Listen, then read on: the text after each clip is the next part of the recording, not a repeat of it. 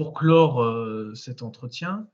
vos liens avec les autres artistes, producteurs autour de l'acte des Khmers rouges nous permet une réflexion sur, votre propre réflexion dans les travaux que vous menez, surtout avec un autre exemple, c'était, les ateliers de mémoire que vous avez évoqués au tout début. Ainsi, y a-t-il une volonté clairement définie dans votre réflexion, d'un travail collectif et pluridisciplinaire? Et avec tout cela, quel serait votre rapport intellectuel et personnel, selon vous, d'assister à ce type d'événement qu'est le colloque qui se déroulera au mois de juin à Reims, évoquant la violence et les génocides? Pour rép je vais répondre, vers la fin, puis je vais remonter, si Oui, vous voulez bien. Je pense que le colloque, de Reims, qui va se dérouler en juin est très important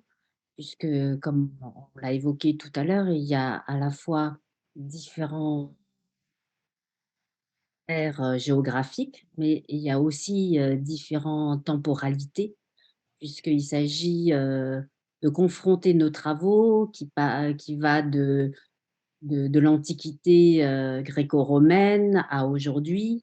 et j'ai trouvé très intéressant, de l'aborder selon 3 thématiques, hein. La première thématique sur la question de l'identité, c'est-à-dire les conséquences sur notre identité à la fois individuelle et collective. La deuxième thématique et moi j'interviendrai plutôt dans cette seconde journée consacrée au sacré, et je travaillerai notamment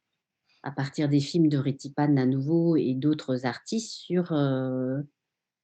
les conséquences traumatiques lorsque les rescapés ne peuvent pas donner une sépulture à leurs morts. Puisque sous les Khmers rouges, il était interdit de rendre les rites, de donner les rites funéraires aux morts et donc ça crée des graves conséquences, chez les rescapés. Donc moi, je vais interroger justement sur cette rupture, du sacré, dans la vie des rescapés et la 3e thématique, porte sur la question du genre.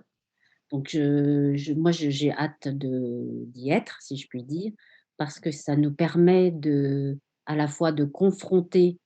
nos approches qui sont toutes différentes des uns des autres, puisqu'il y a des historiens comme Stéphane Audouin-Rousseau, il y a des anthropologues,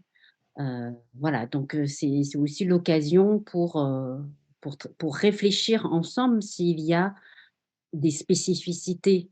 des meurtres de masse ou pas, s'il y a des mises en récit qui sont différents d'une époque à l'autre et je pense souvent que pour comprendre les meurtres de masse qui est quand même une question difficile, complexe et même douloureux, heu,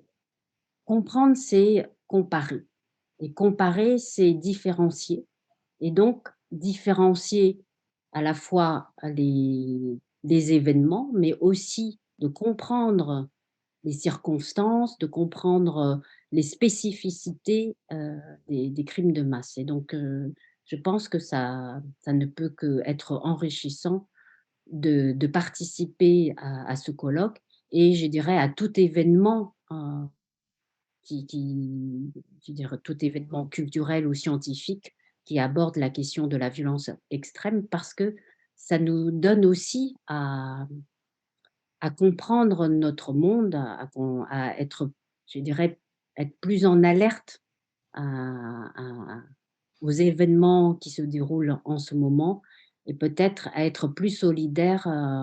envers des personnes, fragilisées, par des guerres ou par l'exil.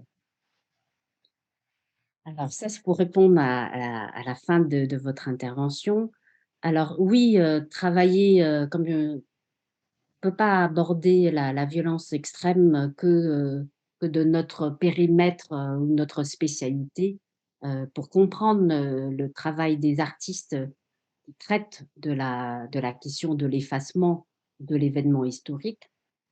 parce que on travaille la mémoire, c'est avant tout aussi pour travailler contre les négationnistes, ceux qui dénient l'événement et les conséquences du négationnisme, c'est le prolongement du crime, même après que le crime ait lieu. Et pour les victimes, c'est d'autant, et ça je peux parler des conséquences même pour moi-même, pour ma famille, le fait que les hauts responsables ont nié pendant longtemps qu'il y a eu, génocide, puisqu'il y a eu, je ne vais pas rentrer dans les détails, démontrer en quoi s'il y a génocide ou pas, mais disons que les victimes ne peuvent pas, vivre pleinement leur vie si une partie, heu, de leur vécu a été niée par les génocidaires. Et donc, la il est important qu'il y ait cette reconnaissance du passé, hein, pour justement peut pour mieux oublier le passé. C'est-à-dire si on n'oublie pas, c'est parce qu'il y a quelque chose qui n'a pas été réglé, qu'il y a quelque chose qui n'a pas été reconnu. Et d'où l'importance de travailler, sur les événements historiques qui n'ont pas été reconnus. Et d'autre part, oui,